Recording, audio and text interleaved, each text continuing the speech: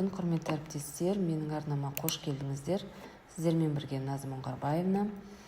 Бүгін мен сіздерге барлық информатиктерге қиын сұрақ болып жүрген Pygame кітапханасын орнатуды көрсететін боламын. Ол үшін ең бірінші біз жаңағындай команда іздеу жолағы, командная строка орысша айтқанда, сол жолақты шақырып аламыз. Оны шақыру үшін Windows R батырмасын басамыз, немесе жаңағындай пусыққа кіріп іздеу жолағына командная строка деп жазамыз. Мінекей командная, яғни мен қазір айтып жатқан бұл Windows 11 жаңағы операциялық жүйесіне орнатудамын. Негізі менің осы айтқан жаңағы видеодағы айтатын жолым барлық Windows-тарға жарамды. Командная строка дегенді таңдаймыз. Осы бет ашылады. Немесе бұл жерден командная строкаға, яғни іздеу жолағына бірден кіріп кетуге болады, немесе Windows R батырмасын басу арқылы біз мінекей осындай жаңағы жолақты шақырып аламыз, Осы жолаққа ағылшын тіліне қойып S, яғни CMD дегенді жазып аламыз. CMD. Сонда бізде іздеу жолағы командная строка ашылады. Енді осы ашылған жолға біз жаңағы Python деген сөзді жазып аламыз. Егер біздің компьютерімізде Python орнатылған болса, Python бағдарламалау тілі, онда бізге жаңағы Pythonның версиясын, яғни нұсқасын шығарып береді. Егер жоқ болса, қазір көреміз. Так, мына жерге Python деп жазайық. Python дейді, кейбірде Python деп айтады, Мінекей Python деп жаздық, және Enter батырмасын басамыз. Менде Python орнатылмаған, жаңа ешқандай нұсқасы орнатылмаған, мені автоматты түрде Microsoft Store, яғни былайша айтқанда Google жаңағы Play Marketқа жіберген сияқты, сондай неге жібереді. Енді осы жерден Python 3.13 деген версиясын біз өзімізге жүктеп аламыз. Мінекей, маған Python 3.13 нұсқасы жүктелінді компьютерма.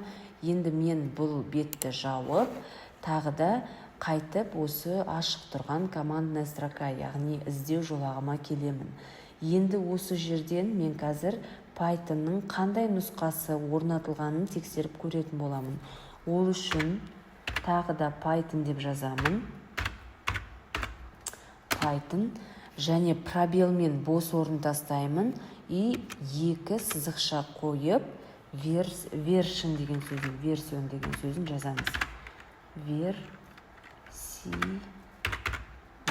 Version деп айтамыз, version болады ма? Ағылшынша дұрыс оқығанда Python версиясы деп Enter батырмасын басамыз. Міне маған жаңағы орнатылған 3.13.3 деген версия сізде орнатылған деп шықты. Егер сізде Python орнатылған болса, сізге осы жерде бірінші жазған Python'да сізге версиясын шығарып береді. Python қай 10 ба, 11 ма, 12, 13, қай версиясы компьютеріңізге жүктелінді, сол версияны шығарып береді. Енді бұны көргеннен кейін енді біз pip деген жаңағы несін көреміз. Pip деп жазып, оған да оның да версиясын көріп аламыз. Pip версиян. Enter батырмасын басамыз. Бізде pip тоже Python 13-тікі, яғни 25.01 деген несі жүктелінген екен. Python 13-тің өзі pip версиясы. Жақсы, бұның барлығы жүктелінген болса, енді осы шыққан жолаққа біз Python exe деп жазатын боламыз қазір. Енді Pythonның жаңағы install кітапханасын жүктейтін боламыз. Так, Python нүкте exe. пробел ешнәрсе қоймаймыз, тек бір сызық m пробел pip пробел install 2l install pygame деп жазамыз. Pygame. Енді enter батырмасын басамыз. Мінеке, бізге Pygame кітапханасы компьютерімізға жүктелуде. Қараңыздар, Pygame кітапханасы жүктелінді. Мінеке, онда 6 мегабайт тұрады ол кітапхананың несі. Енді қараңыздар, бізде маған мына жерде ешқандайда біріншіден жүктегеннен кейін ешқандайда ұсыныс жасамады. Егер де сізде Python орнатылған болып, сіз жаңағындай осы жолақтарды орындаған кезінде сіз қайтан ең соңғы версияны жазуға жібереді. Мына жерде версиян деп жазғанда. Егер осындайды жазып, сіздер барын келгеннен кейін алдыңғы Pythonдарыңызды өшірмесеңіздер, онда сіздерге мына жерге ұсыныс ретінде, мінеке мына жерге ұсыныс ретінде шығуы мүмкін. Python exe mpip install upgrade деген ұсыныс шығуы мүмкін. Осындай жаңағы pip версиясына жүктеп алыңыз деген сияқты. Енді маған ешқандай несі шықпады. Енді тағы да Python деп жазып көрейін. Қараңыздар, Python деп жаздым. Маған сразу мынандай мінеке 3 сызықшасы бар, осындай жолақ шығады. Яғни Pythonның ішіне кірдім. Енді осы Python деп жазылғаннан кейін осы жолға біз import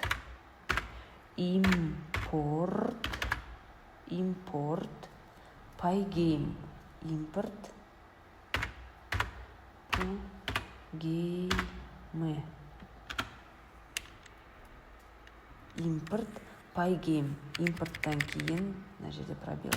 Қараңыздар, import Pygame деп жазамыз да, тағы enterді басамыз. Бізде Pygame орнатылған деп шығарып тұр мінеке. Енді бұл жерден шығу үшін exit деп жазып enterді басамыз. Біз обратно жаңағы іздеу жолағына шығамыз. Жаңағы айта кеткен, егер сіздерде ескі Python версиясы орнатылған болған жағдайда қалай не жасайтынымызды тағы бір көрсете кетейін. Мен мына жерде мысалы Python деп жазып тағы да версион деп тексеріп алайын. Мінеке шықты pip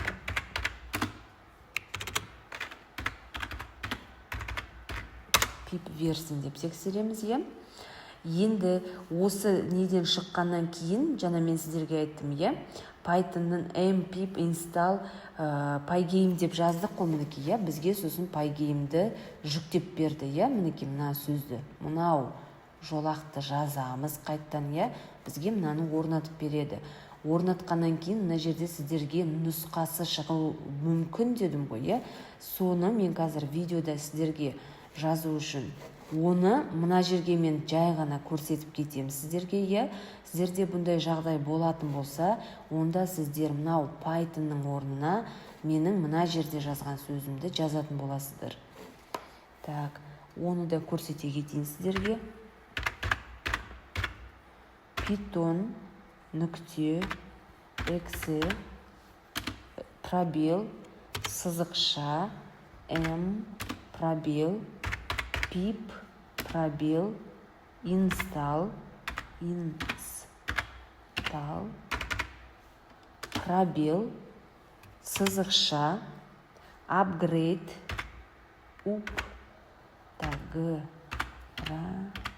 upgrade пробел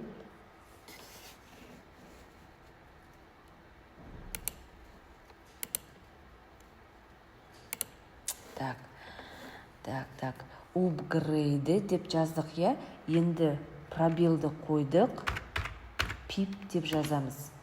мінекей осы жазған сөзді, мынау жазған сөзді сіздер мына жерде, егер сіздерге сондай ұсыныс, мына жерде жақшаның ішінде ұсыныс жасауы мүмкін, сол кезде осы сөзді жазып, сөздерді Enter батырмасын басасыздар. Сіздерге пип версиясын жаңағында не жасап береді? Өзіңіздің версияңызға дейін қылдырып жасап береді. Менде мына жерде бірінші рет орнатылғаннан кейін барлығы толықтай жүктелінді. Ал енді Pygame-ді қолдана берсеңіздер болады. Pygame-ді тексеретін болсақ, менде мына жерде орнатылды деп жазылды ғой, егер тексеріп көретін болсақ, онда біз Google аккаунтымызға кіріп, іздеу жолағынан дайын жаңағындай кодты сұрап жазып, тексеріп көрсек болады, Мысалы, готовый код Pygame дейік.